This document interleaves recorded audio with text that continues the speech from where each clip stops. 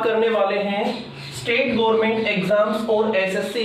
क्योंकि आप लोग जानते हैं डीएसएसबी, एचएसएससी और दिल्ली पुलिस के जो सभी एग्जाम्स हैं वो सारे एक साथ आ चुके हैं।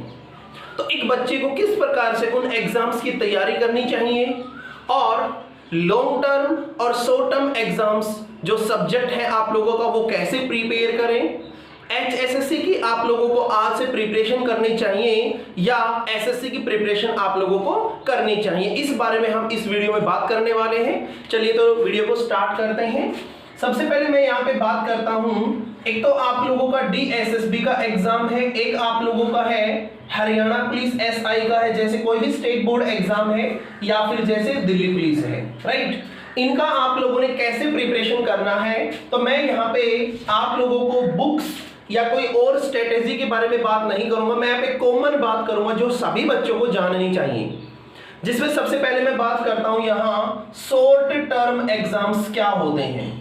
शॉर्ट टर्म एग्जाम्स के अंदर क्या क्या चीजें आती हैं, एक तो होता है हिंदी, कंप्यूटर, जीके, जिसके अंदर आप लोगों का स्टेट गवर्नमेंट का, स्टेट का जैसे आप लोग ये मान सकते हैं हरियाणा या दिल्ली या जो भी,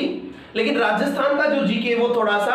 बड़ा है, वाइड है, ठीक है। इसके अलावा आप लोग यहाँ पे रीजनिंग को भी रख सकते हैं, क्योंकि रीजनिंग जो है सब्जेक्ट वो भी एक बार करके रख देने का होता है। इसी प्रकार अगर मैं बात करता हूं लॉन्ग टर्म्स एग्जाम्स के बारे में, तो लॉन्ग टर्म एग्जाम क्या क्या होते हैं आप लोगों के, जैसे इंग्लिश हुआ, मैथमेटिक्स हुआ,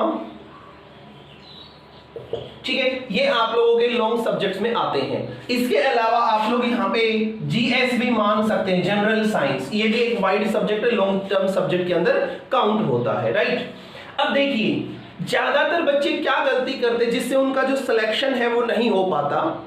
वो जब कोई भी एग्जाम का नाम सुनते हैं तो पहले फॉर्म भरने जाते हैं, जैसे ही फॉर्म भरा उसके 2 से 3 मंथ के बाद में एग्जाम होना होता है, तो बच्चा क्या करता है उन 2-3 मंथ के अंदर वो लॉन्ग टर्म एग्जाम्स को कंप्लीट करने का प्लान बनाता है। लॉन्ग टर्म का मतलब ये होता है, अगर मैं बात करूं इन सब्जेक्ट्स की, तो इन सब्जेक्ट्स के लिए मिनिमम आप लोगों को 6 से 8 मंथ की प्रिपरेशन चाहिए होती है, और इनको प्रिपेयर करने के लिए 2 मंथ, या अगर आप लोग दिन में 12 से 15 घंटे पढ़ते हैं तो 1 मंथ का आप लोगों को जो है टाइम पीरियड भी बहुत होता है, आप लोग प्रिपेयर कर सकते हैं। तो जो बच्चा अभी एग्जाम भरा है, जैसे मान लो इनका एग्जाम होना है, तो क्या प्रिपेयर करेंगी एग्जाम क्वालिफाई हो जाए, तो आप लोगों को अभी 15-20 दिन या 1 महीने तक आप लोगों को ये तीनों सब्जेक्ट जो है चारों, ये आप लोगों को प्रिपेयर करने हैं। अगर ये प्रिपेयर होते हैं देन आप लोग इन सब्जेक्ट्स के ऊपर फोकस कीजिएगा।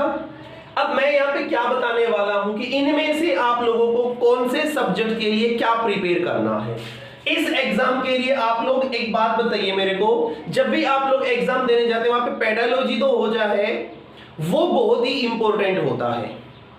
और उसको अगर मैं मान के चले तो उसके आप लोग एक बार नोट्स बनाइए, और नोट्स बनाने के बाद उनको शॉर्ट नोट्स में कन्वर्ट कीजिए, और उन्हीं नोट्स को प्रिपेयर आप लोग करते रहिएगा। ऐसा नहीं है कि डीएसएसबी ने एक बार वैकेंसी निकाली आपने प्रिपेयर कर लिया, उसके बाद आप लोग 1 साल तक अगर एग्जाम नहीं हुआ आप लोग बिल्कुल साफ है, नहीं, उनको आप लोग रिवाइज करते रहिएगा। इसी प्रकार ये है शॉर्ट टर्म नोट्स, इनको भी आप लोग रिवाइज कीजिए। अगर आप लोगों ने एक बार रीजनिंग पढ़ लिया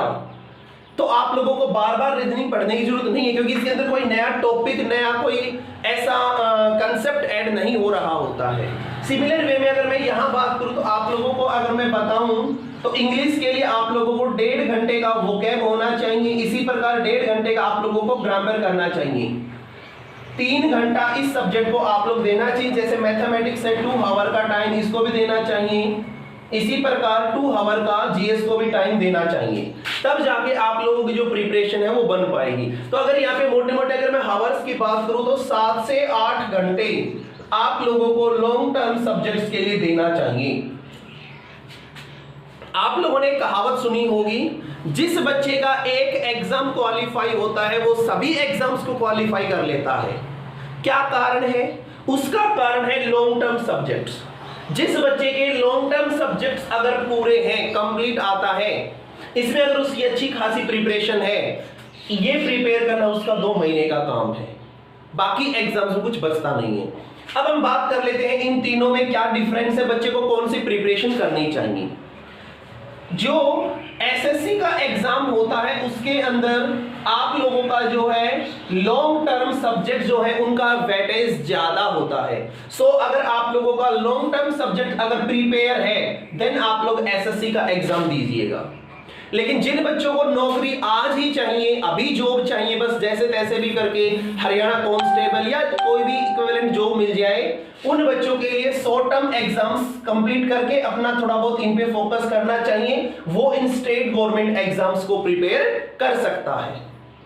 आप लोग मेरे को कमेंट में बताएं कि आप लोगों को इनमें से कौन सा जो सब्जेक्ट्स है वो प्रिपेयर है, लॉन्ग टर्म एग्जाम्स की प्रिपरेशन है या शॉर्ट टर्म एग्जाम्स की प्रिपरेशन है।